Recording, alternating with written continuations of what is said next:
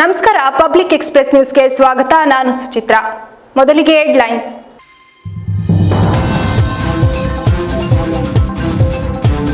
ಅಧಿಕಾರಿಗಳು ನೇರ ಪ್ರಶ್ನೆಗೆ ನೇರ ಉತ್ತರ ನೀಡಿ, ಸುತ್ತಿ ಬಳಸಿ ಗಿರಿಕಿ ಓಡಿಸಬೇಡಿ. ಸ್ಥಳೀಯ ಜನಪ್ರತಿನಿಧಿಗಳ ಸಹಕಾರ ಇದ್ದರೆ ಕಾರ್ಯಗಳು ಯಶಸ್ವಿ.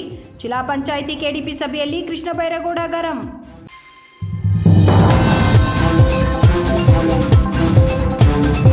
ಎಡಗಾಲಿನ ಶಸ್ತ್ರಚಿಕಿತ್ಸೆ ಬದಲು ಬಲಗಾಲು ಕೊಯ್ದು ಎಡವಟ್ಟು. ವೈದ್ಯ ಸಂತೋಷ್ ಎಂಬುವವರಿಂದ ನಿರ್ಲಕ್ಷ್ಯ ಆರೋಪ. ಹಾಸನ ಜಿಲ್ಲಾಸ್ಪತ್ರೆಯ ವೈದ್ಯರ ಮಹಾ ಎಡವಟ್ಟು.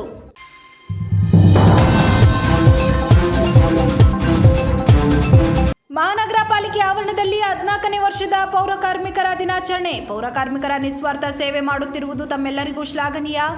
ಪಾಲಿಕೆ ಸದಸ್ಯರು ಹಾಗೂ ನಾನು ಸದಾ ನಿಮ್ಮೊಂದಿಗೆ ಇರುತ್ತೇನೆ ಎಂದ ಶಾಸಕ ಸ್ವರೂಪ್.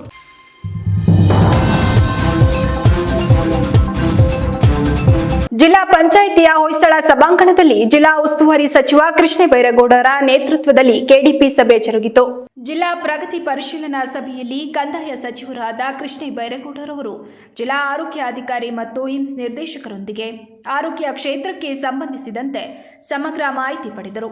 ಈ ಸಂದರ್ಭದಲ್ಲಿ ಅವರು ಆಧುನಿಕ ಜೀವನ ಶೈಲಿಯಿಂದ ಬರುವ ರೋಗಗಳ ಬಗ್ಗೆ ವಿಶೇಷ ಗಮನ ಹರಿಸುವಂತೆ ಅಧಿಕಾರಿಗಳಿಗೆ ತಾಕೀತು ಮಾಡಿದರು. ಸಭೆಯಲ್ಲಿ ಸಚಿವರು ಹೃದಯಾಘಾತ ಪ್ರಕರಣಗಳ ಬಗ್ಗೆ ಮಾಹಿತಿ ಪಡೆದು ಹಿಂದಿನ ವರ್ಷಕ್ಕೆ ಹೋಲಿಸಿದರೆ ಜಿಲ್ಲೆಯಲ್ಲಿ ಮರಣ ಪ್ರಮಾಣ ಕಡಿಮೆಯಾಗಿದೆ ಎಂದು ಅಧಿಕಾರಿಗಳು ಮಾಹಿತಿ ನೀಡಿದರು. ಕಳೆದ ವರ್ಷ ಒಟ್ಟು ದಾಖಲಾದ ರೋಗಿಗಳಲ್ಲಿ ಮರಣ ಪ್ರಮಾಣವು 6.6% ಇದ್ದರೆ ಈ ವರ್ಷ ಅದು 5.6ಕ್ಕೆ ಇಳಿದಿದೆ. ವಿಶೇಷವಾಗಿ ಹೃದಯಾಘಾತದಿಂದಾಗಿ ದಾಖಲಾದ 315 ಪ್ರಕರಣಗಳಲ್ಲಿ ಮರಣ ಪ್ರಮಾಣವು 6.03% ಇದೆ ಎಂದು ಸಚಿವರು ತಿಳಿದುಕೊಂಡರು. ಅಧಿಕಾರಿಗಳು ನೇರ ಪ್ರಶ್ನೆಗೆ ನೇರ ಉತ್ತರ ನೀಡಿ, ಸುತ್ತಿ ಬಳಸಿ ಗಿರಕಿ ಓಡಿಸಬೇಡಿ. ಕೃಷ್ಣ ಬೈರೇಗೌಡರ ಎಚ್ಚರಿಕೆ ನೀಡಿದ ಅವರು, ಸ್ಥಳೀಯ ಜನಪ್ರತಿನಿಧಿಗಳ ಸಹಕಾರ ಇದ್ದರೆ ಆಯ್ದ ಇಲಾಖೆ ಆದ್ಯತೆಯ ಕಾರ್ಯಕ್ರಮಗಳನ್ನು ಯಶಸ್ವಿಗೊಳಿಸಬಹುದು.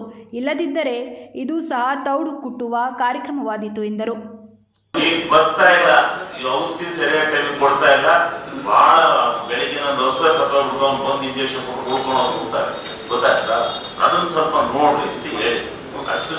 ಈಗ ಇದು ನಿಮ್ದು ಔಷಧಿ ಇದು ಬಿಟ್ಟು ಗರ್ಭಧಾರಣೆ ಬೇರೆ ಔಷಧೋಪಚಾರಗಳು ಮಾರಾಟ ಆಗ್ತಾ ಇದಾವೆ. ಎಲ್ಲಿಗೆ ನೀವು ಸ್ವಲ್ಪ ಕೊಡ್ತೀರಿ? ಕಳೆದ ವರ್ಷ ಹಿಂದಿನ ವರ್ಷ ಇದಕ್ಕೆ ಇದಿರ್ತಾವಲ್ಲ ಶಾಪ್ಗಳು, ಮೆಡಿಕಲ್ ಶಾಪ್ಗಳು, ಅವು ಹೋಗ್ತವೆ. ಅಲ್ಲಿಂದ ಈ ರೈತ ಹೋಗಿ ಕೊಂಡ್ಕೊಂಡ್ ಕೊಡಿಸಬೇಕು. ರೇಟ್ ಕಾಂಟ್ರಾಕ್ಟ್ ಇರೋದ್ರಿಂದ ಯಾವ ಕಾಂಟ್ರಾಕ್ಟ್ ಇದ್ರು ಅವನಿಗೆ ರೈತನಿಗೆ ಇನ್ನೂ ಸುಳ್ಳು ಹೇಳೋದು ಕಲಿಸ್ಬೇಡಿ. ಅವ್ನು ಸ್ವಲ್ಪ ಕಲ್ಪನೆ ನೀವು ಆ ಪರಿಸ್ಥಿತಿ ಇದೆ. ಅವರು ಹೇಳ್ತಾರೆ, ಹೋಗಿ ಇಷ್ಟು ಕೊಡ್ತವಂದೆ ಇವು ತಗೊಂಡೆ ಕಾಂಪೌಂಡ್ ಇವೆಲ್ಲ ಅಲ್ಲಿಗೆ ಕೊಡ್ತಾರೆ. ಆಮೇಲೆ ಅವ್ನ ಕೊಡ್ತವಂದು ಇಂಜೆಕ್ಷನ್ ಕೊಡಿಸಬೇಕು ಹೇಳ್ತಾರೆ. ಸ್ವಲ್ಪ ಕಂಟ್ರೋಲ್ ಮಾಡಿ. ಎಲ್ಲರೂ ಇವ್ರು ಹೇಳ್ದಂಗೆ ಅಷ್ಟೇ ಬೋರ್ಡ್ ಡೈಲಿ ದುಡ್ಡು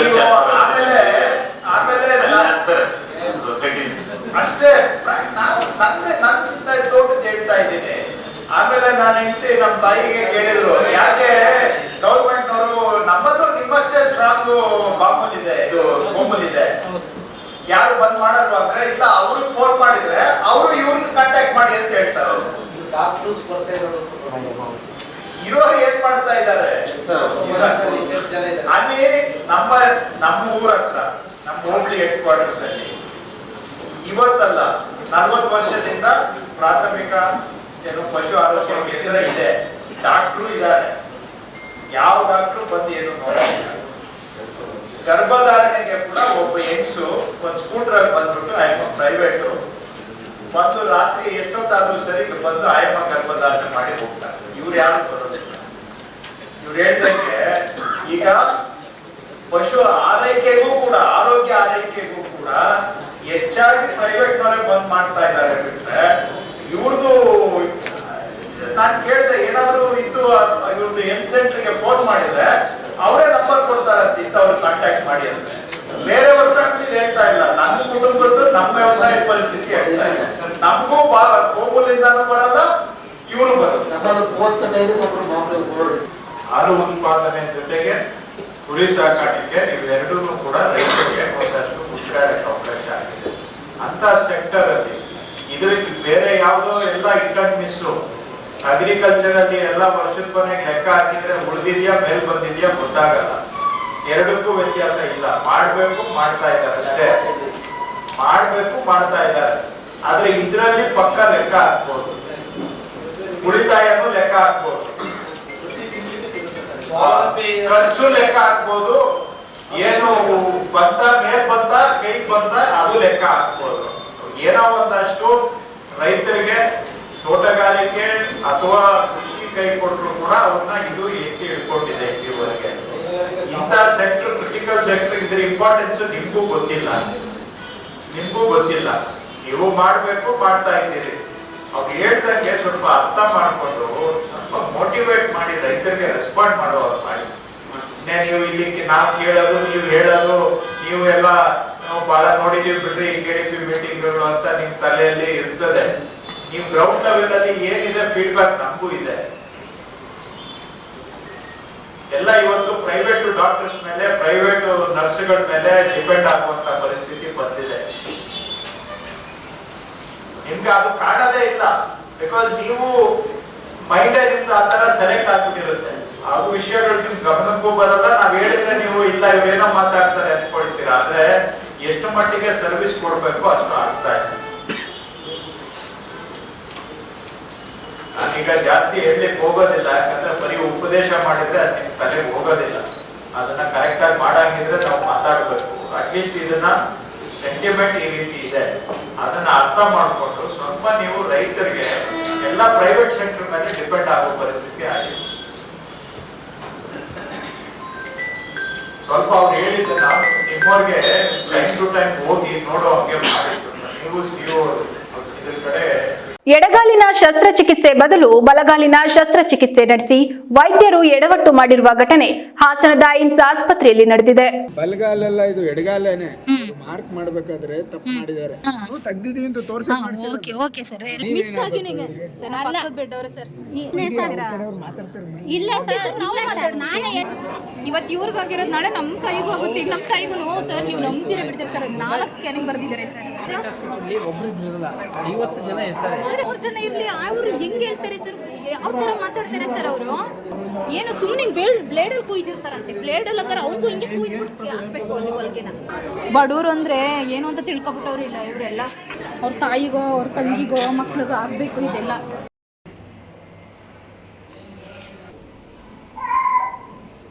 ಜಿಲ್ಲಾಸ್ಪತ್ರೆಯಲ್ಲಿ ವೈದ್ಯರ ನಿರ್ಲಕ್ಷ್ಯದಿಂದ ಮಹಾ ಎಡವಟ್ಟಾಗಿದ್ದು, ಎಡಗಾಲಿಗೆ ಶಸ್ತ್ರಚಿಕಿತ್ಸೆ ಮಾಡುವ ಬದಲು ಬಲಗಾಲಿಗೆ ಶಸ್ತ್ರಚಿಕಿತ್ಸೆ ಮಾಡಿರುವ ಘಟನೆ ಹಾಸನದ ಏಮ್ಸ್ ಆಸ್ಪತ್ರೆಯಲ್ಲಿ ನಡೆದಿದೆ.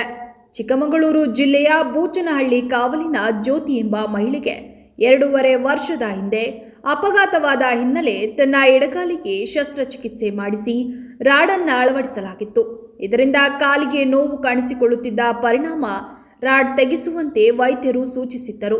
ಹಾಗಾಗಿ ಶನಿವಾರ ಏಮ್ಸ್ ಆಸ್ಪತ್ರೆಗೆ ದಾಖಲಾಗಿದ್ದ ಮಹಿಳೆಗೆ ಸೋಮವಾರ ವೈದ್ಯ ಸಂತೋಷ್ ಶಸ್ತ್ರಚಿಕಿತ್ಸೆ ಮಾಡಿದ್ದಾರೆ. ಎಡಗಾಲಿನ ಬದಲು ಬಲಗಾಲಿಗೆ ಶಸ್ತ್ರಚಿಕಿತ್ಸೆ ಮಾಡಿರುವ ವೈದ್ಯರು ಕೊನೆಗೆ ತನ್ನ ತಪ್ಪಿನ ಅರಿವಾಗಿ ನಂತರ ಎಡಗಾಲಿಗೆ ಶಸ್ತ್ರಚಿಕಿತ್ಸೆ ಮಾಡಿ ರಾಡನ್ನ ಹೊರತೆಗೆದಿದ್ದಾರೆ.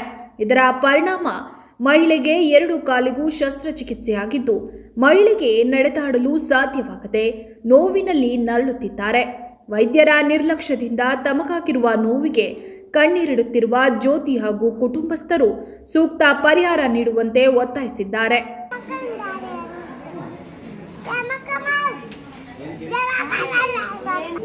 ಅಲ್ಲ ನಿಮಗೆ ಮತ್ತೆ ಮಾಡಿ ಅಂತ ನಿಮ್ಗೆ ಹೇಳಿದ್ರಾ?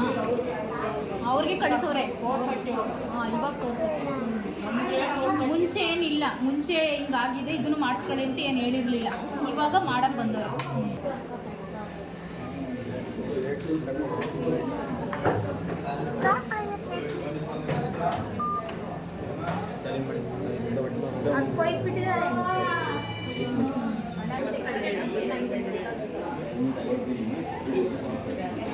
ಕಟ್ತಾರೆ ಮಾಡಿ ಸರ್, ನೀವು ಕಟ್ತಾರೆ ಅವ್ರು ಮಾಡೋರು ಕಟ್ಬಿಡಿ. ತೆಗ್ದಿದೀವಿ ಅಂತ ತೋರ್ಸಕ್ okay okay sir left side okay ಈಗ ಒಂದೊಂದು ಟೈಮ್ ವಾಷರ್ ಗೀಷರ್ ಉಳ್ಕೊಂಡ್ಬಿಡುತ್ತೆ ಅಲ್ಲಿ ಮಾಂಸ ಕಂಡ ಇರುತ್ತಲ್ಲ ಅದ್ರೊಳಗೆ ಅದು ಏನು ಇಲ್ಲ ಅಂತ ತೋರ್ಸಕ್ಕೆ ನೀವು ಹೋಗೋದಕ್ಕಿಂತ ಮುಂಚೆ ತೋರಿಸ್ಬೇಕು. ಮತ್ತೆ ಇದೇ ಕಾಲು ಸ್ಕ್ರೂ ತೆಗ್ದಿರ್ತೀವಲ್ಲ ನಡೆದ್ ಬಿಟ್ರೆ ಫ್ರಾಕ್ಚರ್ ಆಗುತ್ತೆ. ಅದಕ್ಕೆ ನಾವು 3 ವಾರ ನಡೆಯಂಗಿಲ್ಲ ಅಂತ ಹೇಳೋದು. ತೋರ್ಸೋದಕ್ಕೆ ಲೆಫ್ಟ್ ಇದು ಮಾರ್ಕ್ ಮಾಡ್ಬೇಕಾದ್ರೆ ರೈಟ್ ಅಂತ ಮಾಡಿದ್ದಾರೆ ಅಷ್ಟೇ. Okay sir okay sir. ಈಗ ಏನ್ ನಿಮ್ ಡೌಟ್ ಹೇಳಿ? ಈಗ ರೈಟ್ ಸೈಡ್ ಕಾಲು ಹೆಂಗ್ ಕೂದ್ರು ಅಂತ ಕೇಳ್ತಾ ಇರೋದು. ಅದೇ ಹೇಳ್ತಿರೋದು ಅವರು. ಸರ್ ಓಕೆ ಸರ್, ನಾನು ನಿಮ್ ಕ್ವಶನ್ಗೆ ಬರ್ತೀನಿ. ಮಿಸ್ ಆಗಿ ನಿಮಗೆ ಸರ್ ಪಕ್ಕದ ಬೆಡ್ ಅವರು ಸರ್ ನಾನೇ ಸರ್ ಮಾತಾಡ್ತಾರೆ.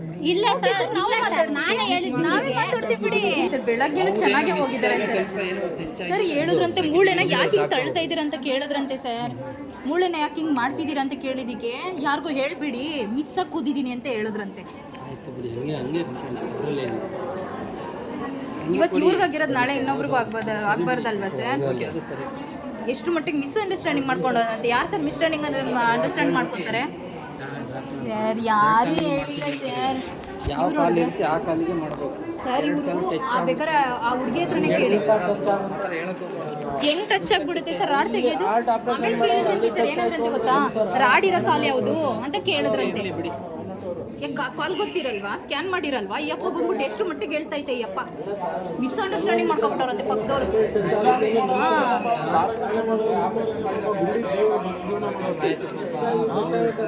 ಕಣ್ಣೀರ್ ಹಾಕ್ತಿದ್ದಾರೆ ಸರ್ ಇವ್ರಿಬ್ರಿಗೂ. ಜಗಳ ಮಾಡಲ್ಲ ಸರ್, ಖಂಡಿತ ಮಾಡೋದಾಗಿದ್ರೆ ಮೀಡಿಯಾದವ್ರನ್ನ ಕರ್ಸ್ಕೊಂಡು ನಾವು ಮಾತಾಡ್ತಿದ್ವಿ ಸರ್. ಬೇಡ ಜಗಳ ಅಂತಾನೆ ಹೇಳ್ತಿರೋದು. ಇವತ್ತು ಇವ್ರಿಗಾಗಿರೋದು ನಾಳೆ ನಮ್ಮ ತಾಯಿಗೂ ಆಗುತ್ತೆ. ಈಗ ನಮ್ಮ ತಾಯಿಗೂ ಸರ್ ನೀವು ನಂಬ್ತೀರಾ ಬಿಡ್ತೀರಾ ಸರ್? 4 ಸ್ಕ್ಯಾನಿಂಗ್ ಬರ್ದಿದ್ದಾರೆ ಸರ್. ಎಷ್ಟು ಅಂತ ಮಾಡೋದು? 50 ಜನ ಇರ್ತಾರೆ. 50 ಜನ ಇರ್ಲಿ ಸರ್. ಒಂದ್ಸತಿ ಬರ್ತಾರೆ ಒಂದ್ಸತಿ ಬರಲ್ಲ. 100 ಜನ ಇರ್ಲಿ. ಅವ್ರು ಹೆಂಗ್ ಹೇಳ್ತಾರೆ ಸರ್? ಯಾವ ತರ ಮಾತಾಡ್ತಾರೆ ಸರ್ ಅವರು? ಮಾಡಿರೋದು ನಾನಲ್ಲ ಅಂತ ಮಧ್ಯಾಹ್ನ ಹೇಳ್ತಿದ್ದಾರೆ. ಈ ಹಬ್ಬ ಬಂದ್ಬಿಟ್ಟು ಇನ್ನೊಬ್ಬ ಹಬ್ಬ ಬಂದ್ಬಿಟ್ಟು ಹೇಳ್ತವ್ರೆ. ಪಕ್ಕದವ್ರನ್ನ ಕೇಳ್ಕೊಂಡು ಮಿಸ್ ಅಂಡರ್ಸ್ಟ್ಯಾಂಡಿಂಗ್ ಮಾಡ್ಕೊಂಡು ಹೇಳ್ತಿದೀವಂತೆ ನಾವು. ಏನು ಸುಮ್ಮನೆ ಬ್ಲೇಡಲ್ಲಿ ಕುಯ್ದಿರ್ತಾರಂತೆ. ಬ್ಲೇಡಲ್ಲಿ ಹಾಕಾರ ಅವ್ರಿಗೂ ಹಿಂಗೆ ಕುಯ್ದ್ಬಿಟ್ಟು ಹಾಕ್ಬೇಕು ಅಲ್ಲಿ ಹೊಲ್ಗೆನ. ಅವರೇ ಹೇಳ್ಕಳಿಸಿದಾರಂತೆ, ಯಾರು ಹೇಳ್ಬೇಡಿ ಅಂತ. ಯಾರು ಹೇಳ್ಬಿಡಿ ಅಂತ ಅವರೇ ಹೇಳಿದಾರಂತೆ. ಬಂದು ಅವಾಗ ನಾವು ಕೇಳಕ್ಕೆ ಹೋಗಿ ಕಂಪ್ಲೇಂಟ್ ಕೊಡಂಗೆ ಇವ್ರು ಹೇಳ್ತವ್ರೆ ದೊಡ್ಡದಾಗಿ ಏನೋ ಮಿಸ್ ಅಂಡರ್ಸ್ಟ್ಯಾಂಡಿಂಗ್ ಆಗ್ಬಿಡುತ್ತಂತೆ. ಯಾವ ಮಕ್ಕ ಹಿಡ್ಕೊಂಡ್ ಮಾತಾಡ್ತಾರೋ ಅವರೆಲ್ಲ ಅವ್ರ ಮನೆಗಳಿಗೂ ಹಿಂಗೆ ಕುಯ್ದ್ಬಿಟ್ಟು ಹೊಲ್ಗೆ ಹಾಕ್ಬಿಟ್ಟು ಕಳಿಸ್ಬೇಕು. ಅವ್ರಿಗೆ ಗೊತ್ತಾಗುತ್ತೆ ಇವಾಗ. ಬಡವರು ಅಂದ್ರೆ ಏನು ಅಂತ ತಿಳ್ಕೊಬಿಟ್ಟವ್ರಿಲ್ಲ ಇವರೆಲ್ಲ.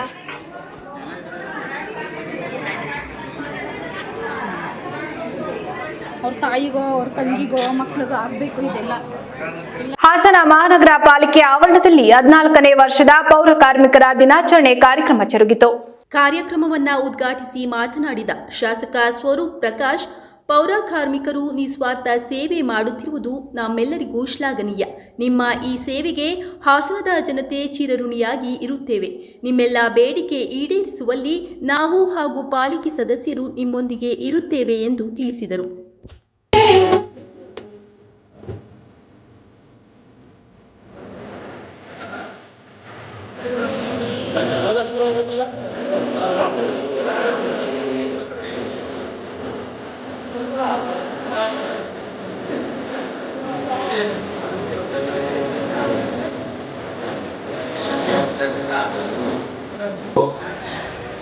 ಪಾಲಿಕೆಯ ಮಹಾಪೌರರಾದಂತಹ ಸ್ನೇಹಿತರಾದಂತಹ ಗಿರೀಶ್, ನಮ್ಮ ಆಯುಕ್ತರು ಕೃಷ್ಣಮೂರ್ತಿಯವರು, ಚೆನ್ನೈಗೌಡರು ಮತ್ತೆಲ್ಲ ಹಿರಿಯ ಸದಸ್ಯರು, ನಾನು ಕೂಡ ತಮ್ಮಗಳ ಜೊತೆ ನೃತ್ಯ ಮಾಡಿಕೊಂಡು ಬಂದ್ವಿ ಕಳೆದ ವರ್ಷ. ಆದರೆ ಈ ವರ್ಷ ಏನು ನಮ್ಮ KDP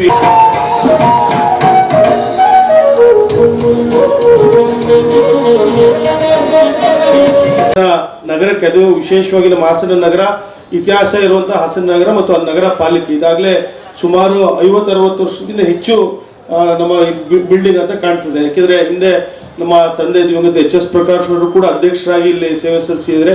ಅದೇ ರೀತಿ ಹಲವಾರು ಮಹನೀಯರು, ಕೃಷ್ಣಮೂರ್ತಿಯವರು ಕೂಡ ಈ ಸಂದರ್ಭ ನಾನು ನೆನೆಸ್ಕೋಬೇಕು. ನಮ್ಮ ಬಾಬಿಣ್ಣ ಅವ್ರ ತಂದೆ ಕೃಷ್ಣಮೂರ್ತಿಯವರು ಇರ್ಬೋದು, ಚನ್ನವೀರಪ್ಪ ಅವರು, ಹಲವಾರು ಮಹನೀಯರು ಈ ಒಂದು ನಗರಸಭೆಗೆ ಅವ್ರದೇ ಅಂತ ಕೊಡುಗೆಯನ್ನು ಕೊಟ್ಟೋಗಿದ್ದಾರೆ. ಅದೇ ರೀತಿ ಎಲ್ಲ ಪೌರ ಕಾರ್ಮಿಕರು ಕೂಡ ತಾವು ಕೂಡ ಇವತ್ತೇನು ನಗರ ಭಾಗದಲ್ಲಿ 2 ದಿನ ತಮ್ಮ ಕೆಲಸ ನಿಂತರೆ ನಮ್ಮ ಹಾಸನ ನಗರವನ್ನೇ ಬೇರೆ ಥರ ಒಂದು ದೃಷ್ಟಿ ಬೇರೆ ಥರ ಹೋಗುತ್ತೆ. ಹಾಗಾಗಿ ತಮ್ಮ ಒಂದು ನಿಸ್ವಾರ್ಥ ಸೇವೆ ಪ್ರತಿನಿತ್ಯವೂ ಕೂಡ ತಮ್ಮ ಅವಶ್ಯಕತೆ ನಮ್ಮೆಲ್ಲ ಹಾಸನ ಜನತೆಗೆ ತಮ್ಮ ಒಂದು ನಿಸ್ವಾರ್ಥ ಸೇವೆ ಮಾಡ್ತಿರೋದು ತಮ್ಮೆಲ್ಲರಿಗೂ ಶ್ಲಾಘನೀಯ. ತಮ್ಮ ಒಂದು ನಿಸ್ವಾರ್ಥ ಸೇವೆಯನ್ನು ಕೂಡ ನಾವೆಲ್ಲ ಸದಸ್ಯರಿರ್ಬೋದು, ನಾವೆಲ್ಲ ಹಾಸನ ಜನತೆ ತಮಗೆ ಚಿರಋಣಿ ಆಗಿರ್ತೀವಿ ಅಂತ ಈ ಸಂದರ್ಭದಲ್ಲಿ ಹೇಳಿ, ತಮ್ಮದೇ ಹಲವಾರು ಕೆಲಸ ಕಾರ್ಯಗಳು, ತಮ್ಗೇನು ಬೇಡಿಕೆಗಳು ಹಲವಾರು ಇದೆ. ಕಳೆದ ಒಂದು ಮೀಟಿಂಗಲ್ಲಿ ಕೂಡ ಸಭೆಯಲ್ಲಿ ಹಲವಾರು ಚರ್ಚೆಗಳು, ತಮ್ಮ ಬೇಡಿಕೆಗಳನ್ನ ಕೂಡ ಚರ್ಚೆ ಆಯಿತು. ಅದು ಕೂಡ ಸರ್ಕಾರದಿಂದ ತಮಗೆ ಯಾವುದು ಕೂಡ ಅನುಕೂಲ ಆಗಿಲ್ಲ ತಮ್ಮ ಒಂದು ನಿರೀಕ್ಷೆ ಮಟ್ಟಿಗೆ. ಈಗ ಹಲವಾರು ನಮ್ಮ ಪೌರ ಕಾರ್ಮಿಕರು ಇದ್ದರೂ ಕೂಡ ತಮ್ಮ ಕೆಲವರಿಗೆ ಪರ್ಮನೆಂಟ್ ಆಗಿದ್ರಿ, ಕೆಲವರು ಟೆಂಪ್ರರಲ್ಲೇ ಇದ್ದೀರಿ. ಆ ಟೆಂಪ್ರರಿ ಕೂಡ ನಮ್ಮ ಏನು DUDC ಬೆಂಗಳೂರಿಗೂ ಕೂಡ ತಮ್ಮ ಒಂದು ಪರ್ಮನೆಂಟ್ ಆಗಿ ವಿಚಾರಕ್ಕೆ ಫೈಲ್ ಹೋಗಿದ್ರು ಕೂಡ ತಮಗೆಲ್ಲ ಇನ್ನೂ ಅನುಕೂಲ ಆಗಿಲ್ಲ. ಮುಂದಿನ ದಿನಗಳಲ್ಲಿ ಖಂಡಿತವಾಗ್ಲೂ ಅನುಕೂಲ ತಮಗೆಲ್ಲರಿಗೂ ಆಗುತ್ತೆ. ನಾವು ಕೂಡ ಪಾಲಿಕೆ ಸದಸ್ಯರು ಇರ್ಬೋದು, ಅಧ್ಯಕ್ಷರು ಎಲ್ಲರೂ ಕೂಡ ನಾವು ನಿಮ್ಮ ಜೊತೆ ಯಾವಾಗಲೂ ಸದಾಕಾಲ ಇರ್ತೀವಿ ಅಂತ ಈ ಸಂದರ್ಭದಲ್ಲಿ ಹೇಳಿ, ಮತ್ತೊಮ್ಮೆ ತಮ್ಮ ಏನೇ ಕೆಲಸ ಕಾರ್ಯಗಳಿದ್ರು ನಾವು ಮುಂದಿನ ದಿನಗಳಲ್ಲಿ ಮಾಡಿಕೊಡ್ತೀವಿ. ಕಳೆದ ವರ್ಷವೂ ಕೂಡ ಹಾಸನಾಂಬ ನಮ್ಮ ಇದರಲ್ಲೇನು ಜಾತ್ರಾ ಮಹೋತ್ಸವದಲ್ಲಿ ತಮ್ಮದೇ ಆದಂಥ ಕೊಡುಗೆ ಭಾಳ ಒಂದು ಸ್ವಚ್ಛತೆ ವಿಚಾರ ಇರೋದು, ಪ್ರತಿಯೊಂದು ವಿಚಾರದಲ್ಲಿ ತಾವು ಕೂಡ ಇದ್ರಿ. ನಾನು ಕೂಡ ಮೊನ್ನೆ ನಮ್ಮ ಸಚಿವರಂಥ ಉಸ್ತುವಾರಿ ಸಚಿವರು ಕೃಷ್ಣ ಬೈರೇಗೌಡರು ಕೂಡ ಮನವಿಯನ್ನು ಮಾಡ್ಕೊಂಡಿದ್ದೆ. ಯಾಕೆಂದರೆ ಪ್ರತಿನಿತ್ಯ ತಾವು ಹಾಸನಾಂಬ ಜಾತ್ರಾ ಮಹೋತ್ಸವದಲ್ಲಿ ತಮ್ಮ ಕುಟುಂಬನ ಮನೆಯನ್ನು ಬಿಟ್ಟು ತಾವು 2 ವಾರ ಇಲ್ಲೇ ತಾವು ಕೆಲಸಗಳನ್ನ ಮಾಡ್ತಿರ್ತೀರಿ. ಅದೇ ರೀತಿ ನಾನು ಕೂಡ ತಮ್ಗೆ ಅನುಕೂಲ ಆಗೋ ನಿಟ್ಟಿನಲ್ಲಿ ಸಚಿವರು ಕೂಡ ಮನವಿಯನ್ನು ಮಾಡಿ ಯಾವ್ದಾದ್ರು ಒಂದು ದಿನ ನಿಗದಿಪಡಿಸಿ ಪೌರ ಕಾರ್ಮಿಕರು ಮತ್ತು ಅವರ ಕುಟುಂಬಕ್ಕೆ ಒಂದು ಭಗವಂತನ ನಮ್ಮ ಹಾಸನಾಂಬ ದೇವಿಯ ದರ್ಶನ ಮಾಡಲಿಕ್ಕೆ ಅವಕಾಶ ಮಾಡಿಕೊಡಿಂದನೂ ಕೂಡ ನಾನು ತಮ್ಮೆಲ್ಲರ ಪರವಾಗಿ ನಾನು ಸಚಿವರು ಕೂಡ ಮನವಿ ಮಾಡಿದ್ದೀನಿ. ಅವರು ಕೂಡ ಸಕಾರಾತ್ಮಕವಾಗಿ ಅವರು ಸ್ಪಂದಿಸಿ ತಮ್ಮೆಲ್ಲರೂ ಕೂಡ ಒಂದು ದಿನ ನಿಗದಿ ಮಾಡಿ ತಮ್ಮ ಒಂದು ದೇವಿಯ ಒಂದು ದರ್ಶನಕ್ಕೆ ತಮಗೆಲ್ಲರಿಗೂ ಅನುಕೂಲ ಮಾಡ್ಕೊಂಡು ಹೇಳಿದರೆ ಭಗವಂತ ತಮಗೆಲ್ಲರಿಗೂ ಒಳ್ಳೇದು ಮಾಡಲಿ ಅಂತ ಸಂದರ್ಭದಲ್ಲಿ ಹೇಳಿ, ಮತ್ತೊಮ್ಮೆ ಎಲ್ಲ ಪೌರ ಕಾರ್ಮಿಕರಿಗೆ ಮತ್ತು ನಮ್ಮ ಕುಟುಂಬಕ್ಕೆ ಭಗವಂತ ಹೆಚ್ಚಿನ ಒಂದು ಶಕ್ತಿ, ನಿಮಗೆ ಆರ್ಥಿಕವಾಗಿ ಪ್ರತಿಯೊಂದು ವಿಚಾರದಲ್ಲಿ ಭಗವಂತ ಕರುಣಿಸಲಿ ಅಂತ ಈ ಸಂದರ್ಭದಲ್ಲಿ ಹೇಳಿ, ಭಗವಂತ ತಮಗೆ ಒಳ್ಳೇದು ಮಾಡಲಿ ಈ ಸಂದರ್ಭ ಶುಭವನ್ನು ಕೊಡ್ತೀನಿ. ಜೈ ಹಿಂದ್. ಸರ್ಕಾರದ ಆದೇಶದಂತೆ ಪೌರ ಕಾರ್ಮಿಕ ದಿನಾಚರಣೆಯನ್ನು ನಮ್ಮ ಹಾಸನ ನಗರದ ಮಹಾನಗರ ಪಾಲಿಕೆ ಆವರಣದಲ್ಲಿ ಇವತ್ತೇನು ನಾವು ಕಾರ್ಯಕ್ರಮವನ್ನು ಆಯೋಜಿಸಿದ್ದೀವಿ, ಈ ಕಾರ್ಯಕ್ರಮ ಎಲ್ಲ ನಮ್ಮ ಪೌರ ಕಾರ್ಮಿಕರ ಹಬ್ಬ ಅಂತ ನಾನು ಭಾವಿಸ್ತೀನಿ. ಕಾರಣ ನಮ್ಮ ನಡೆ ಸ್ವಚ್ಛತೆ ಕಡೆ ಹಸರೇ ಉಸಿರು ಅಂತ ಒಂದು ಏನು ಸ್ಲೋಗನ್ನಲ್ಲಿ ಪ್ರತಿದಿನ ಬೆಳಗ್ಗೆ 5 ಗಂಟೆಯಿಂದ ಸಂಜೆವರೆಗೂ ಕೆಲಸ ಮಾಡಿ ತಾವು ಏನು ಸೇವೆ ಕೊಡ್ತಾ ಇದ್ದೀರಾ ಆ ಸೇವೆಗೆ ನಾವು ನಿಮ್ಗೆ ಏನೇ ಹೇಳಿದ್ರು ಕಡಿಮೆನೆ. ಹಾಗಾಗಿ ಈ ಒಂದು ಕಾರ್ಯಕ್ರಮದಲ್ಲಿ ತಾವೆಲ್ಲ ಭಾಗವಹಿಸಿದ್ದೀರಾ ಹಾಗೂ ತಮ್ಮ ಆರೋಗ್ಯ ಕಡೆಗೆ ತಾವು ಹೆಚ್ಚಿನ ಗಮನ ಕೊಡಬೇಕು ಅಂತ ಹೇಳ್ಬಿಟ್ಟು ಇವತ್ತು ಕಾರ್ಯಕ್ರಮದಲ್ಲಿ ಸನ್ಮಾನ್ಯ ಜಿಲ್ಲಾಧಿಕಾರಿಗಳು ಸಹ ಹೇಳಿದ್ದಾರೆ, ನಮ್ಮ ಶಾಸಕರು ಹೇಳಿದ್ದಾರೆ. ಈ ಒಂದು ನನ್ನ ಒಂದು ಮನವಿ ಏನಂದರೆ, ನಮ್ಮ ಹಾಸನ ನಗರಸಭೆ ಇದ್ದಾಗ ತಮ್ಮ ಒಂದು ಏನು ಪೌರ ಕಾರ್ಮಿಕರ ಸಂಘಕ್ಕೆ ದೇವರಾಜರ್ಸ್ ಮಾರುಕಟ್ಟೆಯಲ್ಲಿ ಒಂದು ಖಾಲಿ ನಿವೇಶನ ಕೊಟ್ಟಿದ್ರು. ಆ ನಿವೇಶನವನ್ನು ಇನ್ನೂ ತಾವು ಬಹುಶಃ ರಿಜಿಸ್ಟರ್ ಮಾಡಿಸ್ಕೊಂಡಿಲ್ಲ ಅಂತ ಕಾಣುತ್ತೆ. ದಯವಿಟ್ಟು ಆ ಜಾಗವನ್ನು ನಾವು ರಿಜಿಸ್ಟರ್ ಮಾಡಿಸ್ಕೊಳ್ಳಿ. ಆ ರಿಜಿಸ್ಟ್ರಿಗೆ ಆಗುವಂಥ ತಗಲುವ ಹಣವನ್ನು ನಾವು ನಗರಸಭೆ ಮೀಟಿಂಗಲ್ಲಿ ರೆಸಲ್ಯೂಷನ್ ಹಿಂದಿನ ಅಧ್ಯಕ್ಷಗಳ ಅವಧಿಯಲ್ಲಿ ತೀರ್ಮಾನ ಮಾಡಿದ್ದೀವಿ. ತಾವು ಆ ಜಾಗವನ್ನು ರಿಜಿಸ್ಟರ್ ಮಾಡಿಸ್ಕೊಂಡು ಅಲ್ಲಿ ತಮ್ಮ ಒಂದು ಕ್ಷೇಮಾಭಿವೃದ್ಧಿ ಸಂಘವನ್ನು ಮಾಡ್ಕೊಂಡ್ರೆ ತಮ್ಮಳಿಗೆ ಅಲ್ಲಿಂದ ಬರುವಂಥ ರೆವಿನ್ಯೂಲಿ ಸಂಘ ನಡೆಸ್ಕೊಂಡು ಹೋಗ್ಬೋದು ಅಂತ ನನ್ನ ಭಾವನೆ. ಅದೇ ರೀತಿ ಈ ಹಿಂದೆ ಏನು ನಮ್ಮ ಪೌರ ಕಾರ್ಮಿಕರಿಗೆ ಏನು ಮನೆ ಕಟ್ಕೊಡ್ತಾ ಇದ್ದೀವಿ, ಆದಷ್ಟು ಬೇಗ ಆ ಮನೆಯನ್ನು ಕಂಪ್ಲೀಟ್ ಮಾಡೋದಕ್ಕೆ ನಾವುಗಳು ಮತ್ತು ನಮ್ಮ ಸದಸ್ಯರುಗಳು, ನಮ್ಮ ಶಾಸಕರು ಎಲ್ಲರೂ ಸೇರಿ ಸಹಾಯ ಮಾಡ್ತೀವಿ. ಆದಷ್ಟು ಬೇಗ ತಾವು ಆ ಮನೆಗೆ ಸೇರ್ಕೊಂಡು ಗೃಹಪ್ರವೇಶ ಮಾಡಿ ಜೀವನ ಮಾಡಬೇಕು ಅಂತ ಕೇಳ್ಕೊಳ್ತಾ, ಅದೇ ರೀತಿ ಮುಂದೇನೂ ಸಹ ನಗರಸಭೆ ಇರ್ಬೋದು, ಸರ್ಕಾರದಿಂದ ಬರ್ಬೋದು, ಅಲ್ಲಿಂದ ಬರುವಂಥ ಅನುದಾನವನ್ನು ತಮ್ಮಗಳಿಗೆ ಮೀಸಲಿಟ್ಟಂಥ ಅನುದಾನವನ್ನು ಸದುಪಯೋಗ ಪಡಿಸ್ಕೊಂಡು ತಮ್ಮ ಜೀವನವನ್ನು ಸಾಗಿಸ್ಕೊಂಡು ಹೋಗ್ಬೇಕು ಅಂತ ಕೇಳ್ಕೊಳ್ತಾ, ಈ ಒಂದು ಕಾರ್ಯಕ್ರಮಕ್ಕೆ ನಮ್ಮನ್ನು ಕರೆದು ಮಾತಾಡಲು ಅವಕಾಶ ಮಾಡಿಕೊಟ್ಟಂಥ ತಮ್ಮ ಸಂಘದವರಿಗೂ ಪೌರ ಕಾರ್ಮಿಕರಿಗೂ ನಾನು ವಂದನೆ ಹೇಳಬಯಸ್ತೀನಿ. ಜೈ ಜೈ ಜೈ. ಕಾನೂನು ಸ್ವಯಂ ಸೇವಕರ ಶ್ರಮಕ್ಕೆ ಪ್ರತಿಫಲವಾಗಿ ಗೌರವ ಭತ್ಯೆಯನ್ನ ನೀಡಲಾಗುವುದು ಎಂದು ಜಿಲ್ಲಾ ಕಾನೂನು ಸೇವೆಗಳ ಪ್ರಾಧಿಕಾರದ ಸದಸ್ಯ ಕಾರ್ಯದರ್ಶಿ ದಾಕ್ಷಾಯಿಣಿ ಜೆಕೆ ಅವರು ಹೇಳಿದರು. ಪತ್ರಿಕಾಗೋಷ್ಠಿಯಲ್ಲಿ ಮಾತನಾಡಿದ ಅವರು, ಕಾನೂನು ಸ್ವಯಂ ಸೇವಕರನ್ನ ನ್ಯಾಯ ಮಿತ್ರರು ಎಂದು ಸಹ ಕರೆಯಲಾಗುತ್ತಿದ್ದು, ಇವರಿಗೆ ಸೂಕ್ತ ತರಬೇತಿಯನ್ನ ನೀಡಲಾಗುವುದು ಮತ್ತು ಗುರುತಿನ ಚೀಟಿಯನ್ನ ವಿತರಿಸಲಾಗುವುದು. ಅಲ್ಲದೆ ಇವರ ನೇಮಕಾತಿಯು 1 ವರ್ಷದ ಅವಧಿಯವರೆಗೂ ಮಾತ್ರ ಇರುತ್ತದೆ ಹಾಗೂ ಕಾನೂನು ಸ್ವಯಂ ಸೇವಕರು ಕಾನೂನು ಸೇವೆಗಳ ಪ್ರಾಧಿಕಾರಕ್ಕೆ ಪೂರಕವಾಗಿ ಕೆಲಸ ಮಾಡುವುದರ ಜೊತೆಗೆ ನೊಂದವರಿಗೆ ಕಾನೂನಿನ ಸಹಾಯ ಬೇಕಾಗಿರುವವರಿಗೆ ಸಹಾಯ ಹಸ್ತ ಚಾಚುವ ಕೆಲಸವನ್ನು ನಿರ್ವಹಿಸುತ್ತಾರೆ. ಅವರ ಶ್ರಮಕ್ಕೆ ಪ್ರತಿಫಲವಾಗಿ ಗೌರವ ಭತ್ಯೆಯನ್ನು ನೀಡಲಾಗುವುದು ಎಂದು ತಿಳಿಸಿದರು. ಹೊಂದಿರುವಂಥ ವ್ಯಕ್ತಿಗಳನ್ನ ಈ ಒಂದು ನಾವು ಅರೆಕಾಲಿಕ ಸ್ವಯಂ ಸೇವಕರು ಅಂತ ನೇಮಕ ಮಾಡ್ಕೋತಾ ಇದ್ವಿ. ಮತ್ತು ಯಾವ ವ್ಯಕ್ತಿಗಳು ಈ ಒಂದು ಅರ್ಜಿಯನ್ನು ಸಲ್ಲಿಸ್ಬೋದು ಅಂತ ಅನ್ನೋದನ್ನು ಈಗಾಗಲೇ ನಾವು ಪತ್ರಿಕಾ ಪ್ರಕಟಣೆ ನೀಡಿದ್ದೇವೆ. ಇಂಥ ವ್ಯಕ್ತಿಗಳು ದಿನಾಂಕ 20/10/2025 ಒಳಗಾಗಿ ನಮ್ಮ ಜಿಲ್ಲಾ ಕಾನೂನು ಸೇವಾ ಪ್ರಾಧಿಕಾರಕ್ಕೆ ಅರ್ಜಿಯನ್ನು ಸಲ್ಲಿಸತಕ್ಕದ್ದು.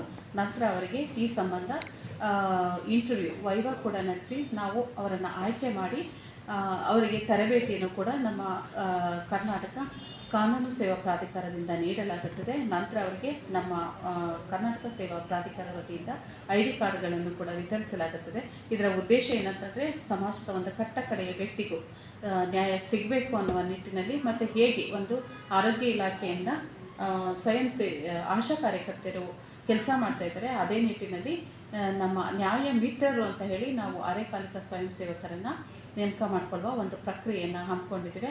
ಅದರಿಂದ ದಯವಿಟ್ಟು ಈ ಒಂದು ಬಗ್ಗೆ, ಈ ಒಂದು ಅರೆಕಾಲಿಕ ಸ್ವಯಂ ಸೇವಕರನ್ನು ನೇಮಕ ಮಾಡಿಕೊಳ್ಳುವ ಬಗ್ಗೆ ಸಾಕಷ್ಟು ಪ್ರಚಾರವನ್ನು ನೀಡಿ, ಮತ್ತು ಆಸಕ್ತಿ ಇರುವಂಥ ಮತ್ತು ಸೇವಾ ಮನೋಭಾವನೆಯನ್ನು ಹೊಂದಿರುವಂಥ ಎಲ್ಲರೂ ಕೂಡ, ಅಂದರೆ ನಾವು ಇವಾಗಲೇ ಹೇಳಿರುವಂಥ ಎಲ್ಲರೂ, ಅಂದರೆ ಯಾವ ಒಂದು ಜನಾಂಗ ಯಾವ ರೀತಿ ನೊಂದಿರ್ತಾರೆ ಅನ್ನೋದು ಅವರಿಗೆ ಗೊತ್ತಿರುತ್ತೆ. ಅಂಥ ವ್ಯಕ್ತಿಗಳು ಅರ್ಜಿಯನ್ನು ಸಲ್ಲಿಸಿದಾಗ ನಾವು ಎಲ್ರಿಗೂ ಕೂಡ ಸೇವೆಯನ್ನು ಒದಗಿಸಲಿಕ್ಕೆ, ಅಂದರೆ ಕಾನೂನು ಸೇವೆಯನ್ನು ಒದಗಿಸಲಿಕ್ಕೆ ಸಾಧ್ಯವಾಗುತ್ತೆ ಅಂತ ಹೇಳ್ತಾ, ಮತ್ತು ಇದರ ಒಂದು ಸದುಪಯೋಗವನ್ನು ಎಲ್ಲರೂ ಪಡ್ಕೊಳ್ಬೇಕು ಅಂತ ಹೇಳಿ ನನ್ನ ಮಾತುಗಳನ್ನು ಮುಗಿಸ್ತೀನಿ. ಎಲ್ರಿಗೂ ನನ್ನ ನಮಸ್ಕಾರ. 25ನೇ ವರ್ಷದ ಅರಕಲಗೂಡು ದಸರಾ ಮಹೋತ್ಸವವು ವೈಭವೋಪೇತವಾಗಿ ವಿದ್ಯುಕ್ತ ಚಾಲನೆ ಪಡೆದಿದೆ. ಕಾರ್ಯಕ್ರಮವನ್ನು ಉದ್ಘಾಟಿಸಿ ಮಾತನಾಡಿದ ಶಾಸಕ ಎ ಮಂಜು, ಈ ವರ್ಷ ದಸರಾ ಮಹೋತ್ಸವವು ಅದ್ಭುತವಾಗಿ ನಡೆಯಲಿದೆ. ಸಾರ್ವಜನಿಕರು 9 ದಿನಗಳ ಉತ್ಸವದಲ್ಲಿ ಹೆಚ್ಚಿನ ಸಂಖ್ಯೆಯಲ್ಲಿ ಭಾಗವಹಿಸಿ ದಸರಾ ವೀಕ್ಷಿಸುವಂತೆ ಮನವಿ ಮಾಡುತ್ತೇನೆ ಎಂದು ಹೇಳಿದರು. ದಸರಾ ಸಮಿತಿಯ ಗೌರವಾಧ್ಯಕ್ಷರು ಮತ್ತು ಚಿಲುಮೆ ಮಠದ ಮಠಾಧೀಶ ಶ್ರೀ ಜಯದೇವ ಸ್ವಾಮೀಜಿ ಮಾತನಾಡಿ, ಅರಕಲಗೂಡು ದಸರಾ ಒಂದು ಅರ್ಥಪೂರ್ಣ ಉತ್ಸವವಾಗಿದೆ. ಇದು ಯಾವುದೇ ರಾಜಕೀಯ ಅಥವಾ ಅಧಿಕಾರಿಗಳ ಒತ್ತಡವಿಲ್ಲದೆ ಸ್ವತಂತ್ರವಾಗಿ ಧಾರ್ಮಿಕ ನೆಲೆಗಟ್ಟಿನಲ್ಲಿ ನಡೆಯುತ್ತದೆ ಎಂದರು. ಕಾರ್ಯಕ್ರಮದಲ್ಲಿ ಪಟ್ಟಣ ಪಂಚಾಯತ್ ಅಧ್ಯಕ್ಷ ಪ್ರದೀಪ್ ಕುಮಾರ್, ಉಪಾಧ್ಯಕ್ಷ ಸುಬಾನ್ ಶರೀಫ್, ಗ್ರೇಡ್ 2 ತಹಸೀಲ್ದಾರ್ ಸಿ ಸ್ವಾಮಿ, ದೊಡ್ಡಮ್ಮ ದೇವಾಲಯ ಸಮಿತಿ ಅಧ್ಯಕ್ಷ ರಾಮಸ್ವಾಮಿ, ಮಾಜಿ ತಾಲೂಕು ಪಂಚಾಯತ್ ಅಧ್ಯಕ್ಷ ನರಸೇಗೌಡ ಹಾಗೂ ಹಲವು ಪ್ರಮುಖರು ಉಪಸ್ಥಿತರಿದ್ದರು.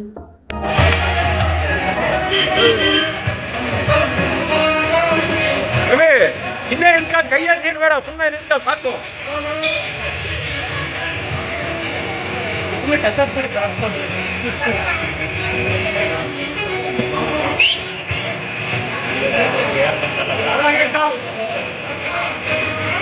ನೋಡಿ,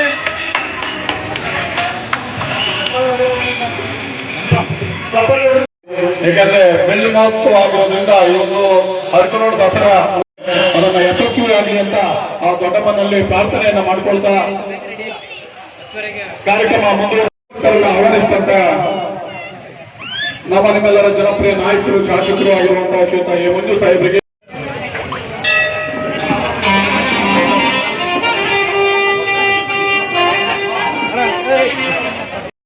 ವರ್ಷದ ಪ್ರಾರಂಭದ ದಸರಾವನ್ನು ನಾವು ಉದ್ಘಾಟನೆ ಮಾಡಿದ್ದೀವಿ, ಲೋಗೋನ ಬಿಡುಗಡೆ ಮಾಡಿದ್ದೀವಿ. ಭಗವಂತ ಯಶಸ್ವಿಯಾಗಿ 5ನೇ ತಾರೀಕುವರೆಗೂ ದಸರಾ ಚೆನ್ನಾಗಿ ಆಚರಣೆ ಮಾಡೋಣ. ನೀವು ಇವತ್ತಿನಿಂದ ನಿಮ್ಮಲ್ಲಿ ಸಂಪರ್ಕ ಇರ್ತಕ್ಕಂಥ ಪ್ರತಿಯೊಬ್ಬರಿಗೆ ಮೆಸೇಜ್ ಮಾಡೋದ್ರ ಮುಖಾಂತರ ಅರಕಲಗೂಡು ದಸರಾಕ್ಕೆ ಆಹ್ವಾನ ಮಾಡಬೇಕು ಅಂತ ಹೇಳಿ ನಾನು ಸದನಕ್ಕೂ ಕೂಡ ಇದರ ಮುಖಾಂತರ ಪಾತ್ರ ಮಾಡಿಕೊಂಡು, ಈಗ ನಾನು ಗೆಸ್ಟ್ ನಾವು ಫಿಕ್ಸ್ ಮಾಡಬೇಕಾಗಿರೋದ್ರಿಂದ ತಮ್ಮ ಬುದ್ಧಿಯವರ ಅಪ್ಪಣೆಯನ್ನು ಪಡ್ಕೊಂಡು ನಾನು ಹೋಗ್ಬರ್ತೀನಿ, ತಾವು ಮುಂದುವರಿಸಬಹುದು ಅಂತ ಹೇಳಿ ಭಗವಂತ ನಿಮ್ಗೆಲ್ಲರಿಗೂ ಒಳ್ಳೆಯದು ಮಾಡಿ. ಧನ್ಯವಾದ, ನಮಸ್ಕಾರ. ಒಂದು ಅರ್ಥಪೂರ್ಣವಾದಂತಹ ದಸರಾ, ಯಾವುದೇ ರಾಜಕೀಯಗಳ ಒತ್ತಡ, ಯಾವುದೇ ಅಧಿಕಾರಿಗಳ ಒತ್ತಡಕ್ಕೆ ಮಣಿಯದೆ ಸರ್ವ ಸ್ವತಂತ್ರವಾಗಿ ಧಾರ್ಮಿಕ ನೆಲೆಗಟ್ಟಿನ ಆಧಾರದ ಮೇಲೆ ನಡೆದುಕೊಂಡು ಹೋಗ್ತಕ್ಕಂಥ ದಸರಾ ನಮ್ಮ ಈ ಅರಕಲಗೂಡು ದಸರಾ. ನಮ್ಮ ಭಾಗ್ಯವೋ ಏನೋ ಇಲ್ಲಿರ್ತಕ್ಕಂಥ ಎಲ್ಲ ನಾಯಕರು, ಅಧಿಕಾರಿಗಳು ನಮ್ಮ ಆಲೋಚನೆಗೆ, ನಮ್ಮ ಮಾರ್ಗದರ್ಶನಕ್ಕೆ ಇದುವರೆಗೂ ಒಂದನ್ನು ತಿರುಗಿ ಮಾತಾಡದೆ ಸಮಿತಿ ಏನು ಹೇಳುತ್ತೋ ಆ ನಿರ್ಧಾರಕ್ಕೆ ಬದ್ಧರಾಗಿ ಪ್ರತಿಯೊಂದು ದಸರಾವನ್ನು ನಡೀತಾ ಇದ್ದಾವೆ. ಅದರಂತೆ ಪ್ರತಿ ವರ್ಷವೂ ಸಹ ಈ ಮೊದಲನೇ ದಸರಾದ ಉದ್ಘಾಟನೆಯನ್ನ ನಮ್ಮ ದೊಡ್ಡಮ್ಮ ಸೇವಾ ಸಮಿತಿಯ ಎಲ್ಲ ಸಮಿತಿಯ ಸದಸ್ಯರು, ಅಧ್ಯಕ್ಷರಂತ ರಾಮಸ್ವಾಮಿ ಅವರು ಬಹಳ ಭಕ್ತಿ ಶ್ರದ್ಧೆಯಿಂದ ಇದನ್ನು ನೆರವೇರಿಸಿಕೊಂಡು ಬರ್ತಾ ಇದ್ದಾರೆ. ಅವರಿಗೆ ದೊಡ್ಡಮ್ಮ ತಾಯಿ ಸದಾ ಇನ್ನೂ ಆರೋಗ್ಯ ಆಯುಷ್ಯನ್ನು ಕೊಟ್ಟು ಸದಾ ಕಾಪಾಡಲಿ, ನಿರಂತರವಾಗಿ ಅವರು ಈ ಕಾರ್ಯವನ್ನು ಮುಂದುವರಿಸಲಿ ಅಂತ ಆಶಿಸುತ್ತಾ, ಹಾಗೆಯೇ 18 ಕೋಟಿನ ಜನ ದೇವರ ದರ್ಶನ ಪಡೆಯೋಕೆ ಹೋಗಿ ಆಗೋದಿಲ್ಲ. ನಮ್ಮ ತಾಲೂಕಲ್ಲಿ ಎಷ್ಟು ದೇವರುಗಳಿದ್ದಾವೆ, ಆ ಎಲ್ಲ ದೇವರು ಅವತ್ತಿನ ದಿನ ಒಂದೇ ರೋಡಲ್ಲಿ ಒಂದೇ ವೇದಿಕೆಯಲ್ಲಿ ಹೋಗ್ತಾ ಇರ್ತಾರೆ. ಅದನ್ನು ನೋಡೋದಕ್ಕೆ ನಮ್ಮ ತಾಲೂಕಿನ ಜನ ನಿಜಕ್ಕೂ ಪುಣ್ಯ ಮಾಡಿದ್ದಾರೆ. ನಾವು ಎಲ್ಲೋ ಒಂದು ದೇವರ ದಸರಾವನ್ನ ಮಾಡಬೇಕಂದ್ರೆ 16 ಕಿಲೋಮೀಟರ್ ಹೋಗಬೇಕು, ಅಲ್ಲಿರತಕ್ಕಂಥ ನಿಯಮಾದಿಗಳನ್ನ ಪಾಲಿಸಬೇಕು. ಬಟ್ ಆದರೆ ಹೇಗೆ ದೊರೆ ಮನೆ ಬಾಗಿಲಿಗೆ ಅಂತ ಹೇಗೆ ಒಂದು ಸಿದ್ಧಾಂತ ಇದೆಯೋ, ಆ ಸಿದ್ಧಾಂತದ ಆಧಾರದ ಮೇಲೆ ದೈವ ನಮ್ಮ ಅಂಗಳಕ್ಕೆ ಅಂತ ಇಡೀ ನಮ್ಮ ಅರಕಲಗೂಡು ತಾಲೂಕಿನ 18 ಕೋಮಿನ ದೇವತೆಗಳು ಅವತ್ತು ನಮಗೆ ಬಂದು ಒಂದೇ ಅಂಗಳದಲ್ಲಿ ಒಂದೇ ರಾಜ ಬೀದಿಯಲ್ಲಿ ದರ್ಶನ ಕೊಡ್ತಾ ಇದ್ದಾರೆ. ನಿಜಕ್ಕೂ ನಾವೆಲ್ಲರೂ ಭಾಗ್ಯಶಾಲಿ ಅಂತ ಭಾವಿಸುತ್ತಾ, ಅಂತ ಅವಕಾಶವನ್ನ ಸದಾ ನೀವು ತಪ್ಪಿಸ್ಕೊಬೇಡಿ. ನೀವು ಸಹ ಆ ದೇವರ ದರ್ಶನವನ್ನು ಪಡೆದು ಭಾಗ್ಯವಂತರಾಗಬೇಕಂತ ನಾವು ನಿಶ್ಚಯಿಸ್ತಾ ಇದ್ದೀವಿ. ಹಾಗೆ ನಮ್ಮ ಪಟ್ಟಣ ಪಂಚಾಯತಿ ಪ್ರತಿ ವರ್ಷವೂ ಸಹ ನಮ್ಮ ತಾಲೂಕಿನ ಅಧಿಕಾರಿಗಳು ಹೆಚ್ಚಿನ ಕ್ರಮವನ್ನು ತಗೊಂಡು ಬಹಳ ಸುಸಜ್ಜಿತವಾಗಿ ನಮ್ಮ ಕಾರ್ಯಕ್ರಮವನ್ನು ಯಶಸ್ವಿ ಮಾಡಿಕೊಡ್ತಾರೆ. ಪಟ್ಟಣ ಪಂಚಾಯತಿಯ ಮುಖ್ಯ ಅಧಿಕಾರಿಗಳು, ಅಧ್ಯಕ್ಷರು, ಉಪಾಧ್ಯಕ್ಷರು ಮತ್ತೊಮ್ಮೆ ನಿಮಗೆ ನಾವು ಧನ್ಯವಾದಗಳು ಹೇಳ್ತಾ ಇದ್ದೀವಿ. ಬೇಲೂರು ಪಟ್ಟಣದಲ್ಲಿ ರೋಟರಿ ಸಂಸ್ಥೆ ವತಿಯಿಂದ ರಸ್ತೆ ಸುರಕ್ಷತಾ ಜಾಗೃತಿ ಕಾರ್ಯಕ್ರಮವನ್ನು ಹಮ್ಮಿಕೊಳ್ಳಲಾಗಿತ್ತು. ಪಟ್ಟಣದ ಮುಖ್ಯ ರಸ್ತೆಯ ಕಾರ್ ನಿಲ್ದಾಣದ ಬಳಿ ನಡೆದ ಈ ಕಾರ್ಯಕ್ರಮದಲ್ಲಿ ನಾಗರಿಕರು, ವಾಹನ ಸವಾರರು ಹೆಚ್ಚಿನ ಸಂಖ್ಯೆಯಲ್ಲಿ ಭಾಗವಹಿಸಿದರು. ರೋಟರಿ ಸಂಸ್ಥೆಯ ಅಧ್ಯಕ್ಷ ಬಿಎಂ ರಂಗನಾಥ್ ಮಾತನಾಡಿ, ಇಂದಿನ ದಿನಗಳಲ್ಲಿ ರಸ್ತೆ ಅಪಘಾತಗಳು ಹೆಚ್ಚುತ್ತಿರುವುದು ಗಂಭೀರದ ವಿಷಯ. ಪ್ರತಿಯೊಬ್ಬರೂ ಸಂಚಾರ ನಿಯಮಗಳನ್ನು ಕಟ್ಟುನಿಟ್ಟಾಗಿ ಪಾಲಿಸಿದರೆ ಅಪಘಾತಗಳನ್ನು ತಪ್ಪಿಸಬಹುದು. ಹೆಲ್ಮೆಟ್ ಮತ್ತು ಸೀಟ್ ಬೆಲ್ಟ್ ಧರಿಸುವುದು ಪ್ರತಿಯೊಬ್ಬರ ಕರ್ತವ್ಯ. ಜೊತೆಗೆ ಅತಿ ವೇಗ, ಮೊಬೈಲ್ ಬಳಸುತ್ತಾ ವಾಹನ ಚಲಾಯಿಸುವಂತಹ ಅಸಾವಧಾನಿ ಚಟುವಟಿಕೆಗಳನ್ನು ತಪ್ಪಿಸುವುದು ಅತ್ಯಗತ್ಯ ಎಂದು ಹೇಳಿದರು. ಈ ಕಾರ್ಯಕ್ರಮದಲ್ಲಿ ರೋಟರಿ ಸಂಸ್ಥೆ ಕಾರ್ಯದರ್ಶಿ ರಮೇಶ್, ಬಿಬಿ ಶಿವರಾಜ್, ಶಂಭುಗೌಡ, ಸ್ಥಳೀಯ ಪೊಲೀಸರು ಇದ್ದರು. ಈ ವೇಳೆ ವಾಹನ ಸವಾರರಿಗೆ ಸುರಕ್ಷತಾ ಪತ್ರಿಕೆಗಳನ್ನು ಹಂಚಲಾಯಿತು. ರೋಟರಿ ಸಂಸ್ಥೆ ವತಿಯಿಂದ ಈ ದಿನ ಟ್ರಾಫಿಕ್ ಅವೇರ್ನೆಸ್ ಅಂದರೆ ಡ್ರೈವ್ ಸೇಫ್ ಸೇವ್ ಲೈಫ್ ಅಂದರೆ ಎಲ್ಲ ಅವೇರ್ನೆಸ್ಸನ್ನು ಮೂಡಿಸೋ ಉದ್ದೇಶದಿಂದ ನಮ್ಮ ASI ಆದ ಶೇಖರಪ್ಪನವರ ನೇತೃತ್ವದಲ್ಲಿ ಸಬ್ ಇನ್ಸ್ಪೆಕ್ಟರ್ ಶೇಖರಪ್ಪನವರ ನೇತೃತ್ವದಲ್ಲಿ ಈ ಕಾರ್ಯಕ್ರಮವನ್ನು ಹಮ್ಮಿಕೊಂಡಿದ್ದೇವೆ. ಈ ಎಲ್ಲ ಡ್ರೈವರ್ಗಳು ಆದಷ್ಟು ಫಾಲೋ ಮಾಡಿಬಿಟ್ಟು ಟ್ರಾಫಿಕ್ ರೂಲ್ಸನ್ನು ಫಾಲೋ ಮಾಡಿ ಲೈಫನ್ನು ಸೇವ್ ಮಾಡಲಿ ಅಂತ ನಮ್ಮ ಸಂಸ್ಥೆ ವತಿಯಿಂದ ಕೇಳ್ಕೊತಾ ಇದ್ದೀವಿ. ಸವಿತಾ ಸಮಾಜದ ಜನರಿಗೂ ಕೂಡ ಸರ್ಕಾರದ ಸೌಲಭ್ಯಗಳು ದೊರಕಬೇಕು ಎಂದು ಸವಿತಾ ಸಮಾಜದ ಜಿಲ್ಲಾಧ್ಯಕ್ಷ ರವಿಕುಮಾರ್ ಹೇಳಿದರು. ರಾಜ್ಯ ಸರ್ಕಾರ ಹಿಂದುಳಿದ ಆಯೋಗದ ವತಿಯಿಂದ ಈಗಾಗಲೇ ಸಮೀಕ್ಷೆ ನಡೆಯುತ್ತಿದ್ದು, ನಮ್ಮಲ್ಲಿ 26 ಪಂಗಡಗಳು ಇದ್ದರೂ ಕೂಡ ಒಂದೊಂದು ವ್ಯಾಪ್ತಿಯಲ್ಲೂ ಅದಕ್ಕೆ ತಕ್ಕಂತೆ ನಮ್ಮ ಸಮಾಜದ ಹೆಸರುಗಳಿವೆ. ಹಾಗಾಗಿ ನಮ್ಮದೇ ಆದ ನಿಗದಿತವಾದ ಜನಸಂಖ್ಯೆ ಸಿಗುವುದಿಲ್ಲ. ನಾವು ಸವಿತಾ ಮಹರ್ಷಿಯವರ ಹೆಸರಿನಲ್ಲಿ ಸವಿತಾ ಸಮಾಜ ಎಂದು ಗುರುತು ಮಾಡಿ ಎಲ್ಲರಿಗೂ ಕರೆ ಕೊಡಬೇಕು. ಮುಂದಿನ ಪೀಳಿಗೆಯ ಭವಿಷ್ಯಕ್ಕಾಗಿ ಧರ್ಮ ಕಾಲಂನಲ್ಲಿ ಹಿಂದೂ ಹಾಗೂ ಜಾತಿ ಕಾಲಂನಲ್ಲಿ ಸವಿತಾ ಎಂದು ನಮೂದಿಸಬೇಕು ಎಂದು ತಿಳಿಸಿದರು. ಸವಿತಾ ಸಮಾಜದ ಬಾಂಧವರಿಗೆ ಒಂದು ಕರೆ ಕೊಡಬೇಕು ಅಂತ ಹೇಳಿ ನಾವು ಈ ಒಂದು ಪತ್ರಿಕಾಗೋಷ್ಠಿಯನ್ನು ಮಾಡ್ತಾ ಇದ್ವಿ. ಕಾರಣ ಇಷ್ಟೇ, ನಾವೀಗಾಗಲೇ ಸವಿತಾ ಸಮಾಜದವರು 26 ಉಪಪಂಗಡಗಳ ನಮ್ಮಲ್ಲಿದ್ದರೂ ಸಹ ನಾವು ಯಾವನ್ನೂ ಕೂಡ ಈ ಒಂದು ಗಣತಿ ಸಂದರ್ಭದಲ್ಲಿ ಹೇಳ್ದಲೆ ಎಲ್ಲರೂ ಕೂಡ ಸವಿತಾ ಸಮಾಜದ ಅಡಿಯಲ್ಲಿ ಬರಬೇಕು ಅಂತೇಳಿ ಎಲ್ಲ ಸವಿತಾ ಸಮಾಜದ ಬಾಂಧವರಿಗೆ ಎಲ್ಲರೂ ಕೂಡ ಕಡ್ಡಾಯವಾಗಿ ಸವಿತಾ ಸಮಾಜ ಅದರದ್ದು ಕಾಲಮ್ ನಂಬರ್ A1282 ಇದರ ಅಡಿಯಲ್ಲಿ ಎಲ್ಲರೂ ಕೂಡ ಕಡ್ಡಾಯವಾಗಿ ಸವಿತಾ ಜನಾಂಗ ಅಂಥೇಳಿ ಅವು ನೋಂದಣಿ ಮಾಡ್ಕೋಬೇಕು ಅಂಥೇಳಿ ಈ ಮೂಲಕ ಕರೆ ಕೊಡ್ತಾ ಇದ್ದೀವಿ. ಕಾರಣ ಇಷ್ಟೇ, ನಮ್ಮಲ್ಲಿ ಜಿಲ್ಲಾವಾರು ಮತ್ತು ತಾಲೂಕುವಾರು ಒಂದೊಂದು ವ್ಯಾಪ್ತಿಯಲ್ಲಿ ತಕ್ಕನಾಗಿ ಅಲ್ಲಿದು ಹೆಸರುಗಳಿದೆ. ಈಗ ಉದಾಹರಣೆ ಮಂಗಳೂರು ಕಡೆ ಹೋಗಿದ್ರೆ ಭಂಡಾರಿ ಅಂತ ಇದ್ದಾರೆ, ಮೈಸೂರು ಕಡೆ ಭಜಂತ್ರಿ ಅಂತ ಇದ್ದಾರೆ, ನಮ್ಮ ಹಾಸನ ವ್ಯಾಪ್ತಿಯಲ್ಲಿ ನಯನಜಿ ಕ್ಷತ್ರಿಯರು ಅಂತ ಇದ್ದಾರೆ. ನಾವೆಲ್ಲ ಸಪ್ರೇಟ್ ಈ ಥರ ಒಂದೊಂದೇ ಹೆಸರುಗಳನ್ನ ಕೊಡ್ತಾ ಹೋದರೆ ಮತ್ತು ಗಣತಿಯಲ್ಲಿ ನಮ್ಮದು ಕ್ಷೌರಿಕರದು ಅಥವಾ ಕಲಾವಿದರದು ಇಷ್ಟೇ ಜನಸಂಖ್ಯೆ ಅಂತೇಳಿ ಗೊತ್ತಾಗಲ್ಲ, ಗೊಂದಲಾಗುತ್ತೆ. ಮತ್ತು ನಮ್ಮದೇ ನಿಖರವಾದಂಥ ನಿಗದಿತವಾದಂಥ ಜನಸಂಖ್ಯೆ ಸಿಗಲ್ಲ. ಹಾಗಾಗಿ ಎಲ್ಲರೂ ಕೂಡ ನಾವು ನಮ್ಮ ಸವಿತಾ ಮಹರ್ಷಿಗಳ ಹೆಸರಿನಲ್ಲಿ ಈ ಒಂದು ಸವಿತಾ ಜನಾಂಗ ಅಂತೇಳಿ ನಾವು ಗುರುತು ಮಾಡಬೇಕು ಅಂಥೇಳಿ ಎಲ್ಲರಿಗೂ ಕರೆ ಕೊಡಬೇಕು ಅಂಥೇಳಿ ತೀರ್ಮಾನಿಸಿದ್ದೀವಿ. ಶಿಕ್ಷಣ ಹಾಗೂ ಸಾಮಾಜಿಕ ಕ್ಷೇತ್ರದಲ್ಲಿ ರೋಟರಿ ಸಂಸ್ಥೆಯು ಅತ್ಯುತ್ತಮವಾಗಿ ಕಾರ್ಯನಿರ್ವಹಿಸುತ್ತಿದ್ದು ಮುಂಬರುವ ದಿನಗಳಲ್ಲಿ ಮತ್ತಷ್ಟು ಸೇವೆಗಳನ್ನು ಮಾಡುವಂತಾಗಲಿ ಎಂದು ಜಿಲ್ಲಾ ರಾಜ್ಯಪಾಲರಾದ ಪಾಲಾಕ್ಷಕ್ಕೆ ಹೇಳಿದರು. ಬೇಲೂರು ತಾಲೂಕು ಅರಳ್ಳಿಯ ರೋಟರಿ ಭವನದಲ್ಲಿ ರೋಟರಿ ಸಂಸ್ಥೆಯ ವತಿಯಿಂದ ಆಯೋಜನೆ ಮಾಡಲಾಗಿದ್ದ 2025-26ನೇ ಸಾಲಿನ ಜಿಲ್ಲಾ ರಾಜ್ಯಪಾಲರ ಅಧಿಕೃತ ಭೇಟಿ ಕಾರ್ಯಕ್ರಮವನ್ನು ಉದ್ದೇಶಿಸಿ ಮಾತನಾಡಿದ ಅವರು, ನೂತನ ರೋಟರಿ ಸದಸ್ಯರ ಸೇರ್ಪಡೆ ಹಾಗೂ ಸಾಮಾಜಿಕ ಕಾರ್ಯ ಇವು ರೋಟರಿ ಸಂಸ್ಥೆಯಲ್ಲಿ ಪಾಲಿಸಬೇಕಾದ ಕರ್ತವ್ಯವಾಗಿದೆ ಎಂದರು. ರೋಟರಿ ಅಧ್ಯಕ್ಷ ಪ್ರಸನ್ನ ಎಂಎಸ್ ಮಾತನಾಡಿ, ಪರಿಸರ, ಆರೋಗ್ಯ, ಸಾಮಾಜಿಕ ಹಾಗೂ ಶೈಕ್ಷಣಿಕ ಕ್ಷೇತ್ರಕ್ಕೆ ಹೆಚ್ಚಿನ ಮಹತ್ವ ನೀಡುತ್ತಾ ರೂಪಿಸಲಾದ ಯೋಜನೆಗಳನ್ನು ಯಶಸ್ವಿಯಾಗಿ ಅನುಷ್ಠಾನಗೊಳಿಸಲಾಗುತ್ತಿದೆ. ರೋಟರಿ ಸಂಸ್ಥೆ ಹಾಗೂ ರೋಟರಿ ಶಾಲೆಯ ಸಹಯೋಗದಲ್ಲಿ ಹೋಬಳಿ ಮಟ್ಟದ ಕ್ರೀಡಾಕೂಟವನ್ನು ಆಯೋಜಿಸಲಾಗಿತ್ತು. ಟಿವಿ ಕಿಟ್ ವಿತರಣೆ, ವಿದ್ಯಾರ್ಥಿಗಳಿಗೆ ವ್ಯಾಕ್ಸಿನ್, ವನ ಮಹೋತ್ಸವ ಹಾಗೂ ಇನ್ನೂ ಕೆಲವೇ ದಿನಗಳಲ್ಲಿ ನಮ್ಮ ಸಂಸ್ಥೆ ರೆಡ್ ಕ್ರಾಸ್ ಹಾಗೂ ಲಯನ್ಸ್ ಸಂಸ್ಥೆಯ ಸಹಕಾರದಲ್ಲಿ ರಕ್ತದಾನ ಶಿಬಿರವನ್ನು ಏರ್ಪಡಿಸಲು ಯೋಜನೆ ರೂಪಿಸಲಾಗಿದೆ ಎಂದು ನುಡಿದರು. ಈ ವೇಳೆ ಅಸಿಸ್ಟೆಂಟ್ ಗವರ್ನರ್ ಮಹೇಶ್ ಸಿಎಸ್, ಕಾರ್ಯದರ್ಶಿ Praveen MY, ZL Ravikumar JS, ಖಜಾಂಚಿ ರಘುನಂದನ್ R, ರೇಖಾ ಹಾಗೂ ರೋಟರಿ ಸಂಸ್ಥೆಯ ಎಲ್ಲ ಪದಾಧಿಕಾರಿಗಳು ಹಾಜರಿದ್ದರು. ಈ ವೇಳೆ ವೀರ ಯೋಧ ಭರತ್ ರವರನ್ನ ಸನ್ಮಾನಿಸಲಾಯಿತು. ಮುಂದೆ 30 ವರ್ಷ ಇತಿಹಾಸ ಯಾವ ಸೊಸೆ ಗೊತ್ತಾಡ ಗೊತ್ತಿಲ್ಲ. ಸ್ನೇಹಿತರೆ, ಬೆಳಗ್ಗೆ ಮಹೇಶ್ ಅವರು ನನ್ನನ್ನ ಹೆಂಡತಿ ಇಬ್ಬರು ಕೂಡ ಮನೆಗೆ ಆಹ್ವಾನಿಸಿ ಅದಕ್ಕೆ ನಮ್ಮನ್ನ ವೆಲ್ಕಮ್ ಮಾಡಿದಂತ ಒಂದು ಮನಮೋಹಕ ಒಂದು ಸೇರಿತ್ತು. ತುಂಬಾ ನೆಮ್ಮದಿಯಲ್ಲಿ ಉಳಿತಕ್ಕಂಥದ್ದು ನಾನು ನಿಜವಾಗ್ಲೂ ಖುಷಿ ಪಟ್ಟಿದ್ದೇನೆ. ಅದಾದ್ಮೇಲೆ ಶಾಲೆಯ ಒಂದು ವೀಕ್ಷಣೆ, ನಾನು ಅನೇಕ ರೋಟರಿಗೆ ಅಭಿನಂದಿಸ್ತಾ ಇದ್ದೇನೆ. 2 ಕಾರಣಕ್ಕೆ. ಒಂದು, ನೀವು ರೋಟರಿ ಭವನವನ್ನ ಅತ್ಯುತ್ತಮವಾಗಿ ನಿರ್ಮಾಣ ಮಾಡಿ ನಿಮ್ಮ ಕಾರ್ಯಕ್ರಮಕ್ಕೆ ಮತ್ತೆ ಈ ಜನತೆಗೆ ಇದರಿಂದ ಉಪಯೋಗವನ್ನ ರೋಟರಿ ಮೂಲಕ ಮಾಡಿಕೊಡ್ತಾ ಇದ್ದೀರಾ. ನಿಮಗೆ ಒಂದು ಅಭಿನಂದನೆ.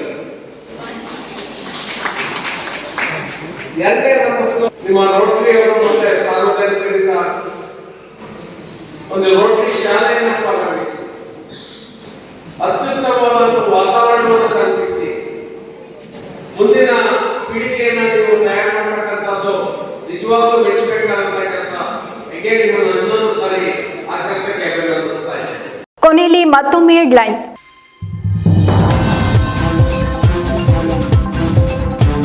ಅಧಿಕಾರಿಗಳು ನೇರ ಪ್ರಶ್ನೆಗೆ ನೇರ ಉತ್ತರ ನೀಡಿ, ಸುತ್ತಿ ಬಳಸಿ ಗಿರಿಕಿ ಓಡಿಸಬೇಡಿ. ಸ್ಥಳೀಯ ಜನಪ್ರತಿನಿಧಿಗಳ ಸಹಕಾರ ಇದ್ದರೆ ಕಾರ್ಯಗಳು ಯಶಸ್ವಿ. ಜಿಲ್ಲಾ ಪಂಚಾಯಿತಿ ಕೆಡಿಪಿ ಸಭೆಯಲ್ಲಿ ಕೃಷ್ಣ ಬೈರೇಗೌಡ ಗರಂ.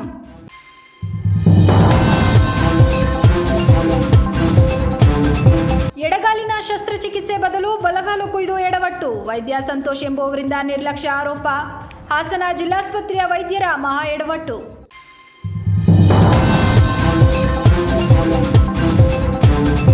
ಮಹಾನಗರ ಪಾಲಿಕೆ ಆವರಣದಲ್ಲಿ 14ನೇ ವರ್ಷದ ಪೌರ ಕಾರ್ಮಿಕರ ದಿನಾಚರಣೆ. ಪೌರ ಕಾರ್ಮಿಕರ ನಿಸ್ವಾರ್ಥ ಸೇವೆ ಮಾಡುತ್ತಿರುವುದು ತಮ್ಮೆಲ್ಲರಿಗೂ ಶ್ಲಾಘನೀಯ. ಪಾಲಿಕೆ ಸದಸ್ಯರು ಹಾಗೂ ನಾನು ಸದಾ ನಿಮ್ಮೊಂದಿಗೆ ಇರುತ್ತೇನೆ ಎಂದ ಶಾಸಕ ಸ್ವರೂಪ್.